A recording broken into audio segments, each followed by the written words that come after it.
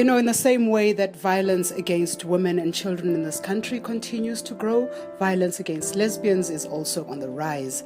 And I think one of the reasons why it is on the rise has to do with the fact that there's a very deep disregard for women's autonomy. And until that changes, until the patriarchal narrative changes, violence against lesbians itself will not die down.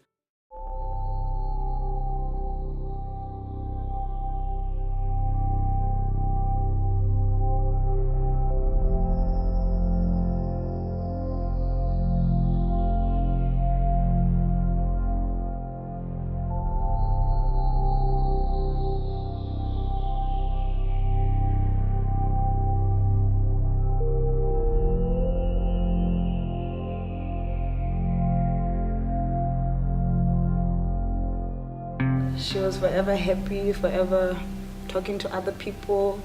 Wherever you go, they will know her. She was that famous. We just clicked because we love the same things. We love people, making jokes and all that. And wherever we at, people are always smiling. Since I came out in Kroonstad, there was never really any fights or any bad treatment that I got. Everything bad happened after Nonkie. That's when people started expressing how they felt about LGBTI. Growing up here, it's a bit challenging. Now and then I have to explain myself to other people. No, I'm this kind of people. And at some point, it's challenging because of it's not every time where I can tell someone, hey, I'm this, I'm this, I'm this. I would prefer and I would love people just to see me the way I am. It's very few people that you would hear when Nonkie came to them and expressed how she really felt or what was happening in her life. Because I then later on learned that she was raped a couple of times and she went to the police station, but nothing really happened. So she didn't talk about those experiences. Then one day you'll see her, she's been beaten up, she has bruises, but she will not talk over. This is what happened. This is what happened. We know from both anecdotal information and empirical research that lesbians are targets of violence because of their sexual and gender identities. This violence is primarily a result of social relationships in which men assert their power over women and over lesbians for challenging patriarchal power arrangements. So sexual violence and other forms of violence against lesbians must be understood as the product of both social and historical conditions in which women remain unequal to men. We also know that black lesbians are disproportionately vulnerable to violence because of the intersection of both race and sexual inequalities. This means they have an added burden of vulnerability.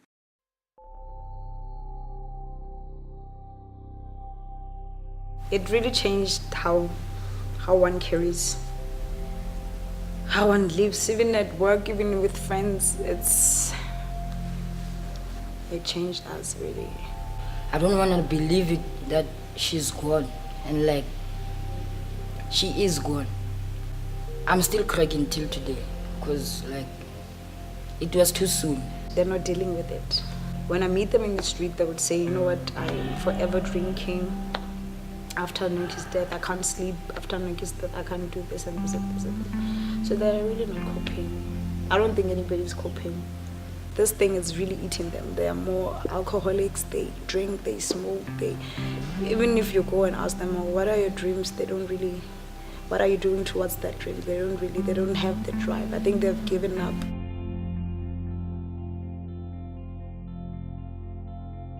If I were to look at the lesbians, even though somebody came to them and said that I'm offering this for you, a healing session for you guys to come, they don't come because they feel that they're not gonna be able to just talk about Nonkie's death. It's gonna open other wounds that they are not really willing to deal with. If you say, no, I'm raped, no, why are you raped? You date only girls, you're a lesbian. You know, I've been raped. Or certain comments will come within the community to say that you are raped. No, they was just teaching you, or they was just giving you a taste of this. Maybe you're not a lesbian. If you tasted this, if you have this experience, then you choose. Then you know you're not really a lesbian. So they get those kind of comments from the community, from the SAPS, from the wherever they go to access assistance.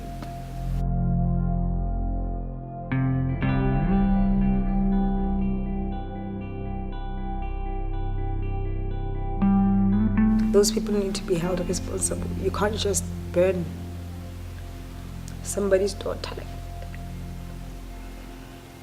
You can't just kill and rape somebody and nothing happens to you. These people need to be held responsible for what they did. She didn't deserve that. And the sad part is, she is a true symbol of frustrations or hardships in Kroonstad. She never got really employed at somewhere. She never really got a chance to make something of herself, and she was great and she had a good heart. She was a hustler.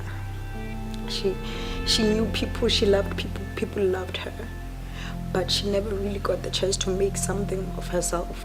I think the best closure now is if those people really pay for what they did to her.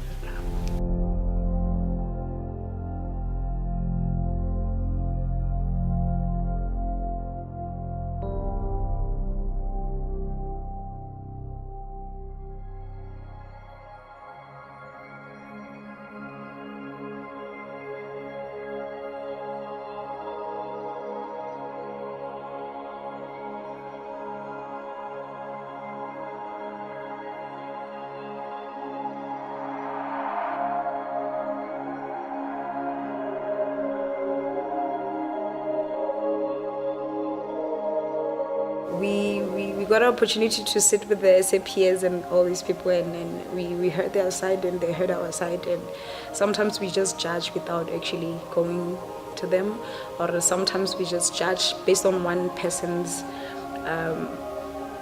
opinion or one person's experience. Then we think that the SAPS is not, there are those people who are willing to help. So honestly, if I were to be raped now, I would go.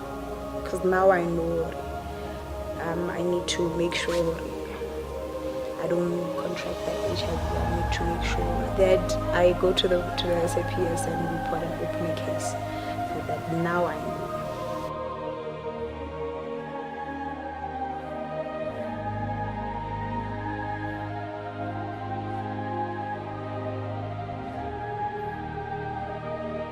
We as the LGBTI, we understood certain things. After that, we knew our rights. We knew what to do. We knew what the SAPS offers. We know what the DSD, all the other departments, what do they offer, and what is it that we can access from them. So it really helped us. As an individual, my eyes were really opened.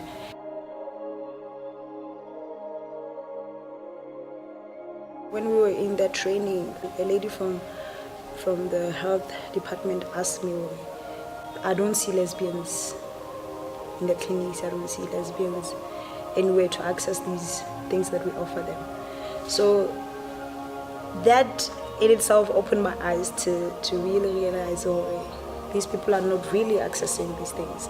And there are those who we know for sure that they have HIV. It's one of the issues that we need to see how we go about changing it. You know, the training that we had with you guys was a brilliant and a beautiful gathering, including the police, health, and all the stakeholders. After the training that we had, they looked very understanding, they looked very supporting. They've been helpful after that.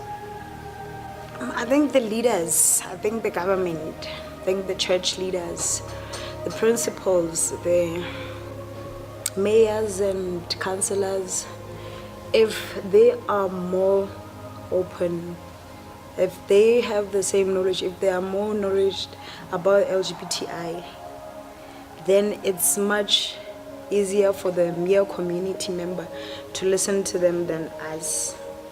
You understand? I feel if we want to conquer Kroonstad, we need to start from from above and go down. The fact that nothing has been really said about LGBTI, it doesn't mean we are safe.